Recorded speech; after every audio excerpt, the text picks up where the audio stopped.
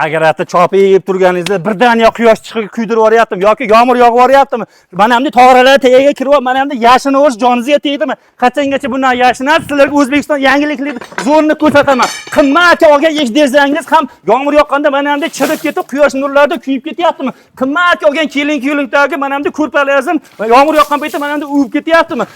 Qayerga yashinishmasa to'qatalar ichiga kirib ketib yorib, salqinda jon saqlayaptimi? Bularning yechimi topildi. Do'stlar, mana hamda shumkalni ishlarni qildirishingiz kerak. Bu joyimiz 1 kvadratda turizm ismini qilib beribdi. 8 ga 25 metr, общий 200 kvadrat joyda atiga 80 million so'mga qilib beribdi. Bu shumkali bo'ladi. Falga, fanyeri, 0 turlik tunikasidan qilib beradi. Do'stlar, kimgadir qiziq bo'lsa aloqa chiqarasizlar, kraskalar eng zo'rlardan bo'ladi. Bundan tashqari leksarli fasondagi navishlari ham bor ekan. Qildirib ham bo'lsa, qor tushibdi, yomg'ir tushibdi.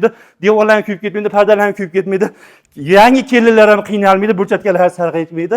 Kimgadir qiziq bo'lsa, manzil Jizzaxda Baxmaldan bo'layapti, ustakalarimiz Farg'ona, Bag'doddan bo'ladi. Kanalimiz nomini esdan chiqmasin.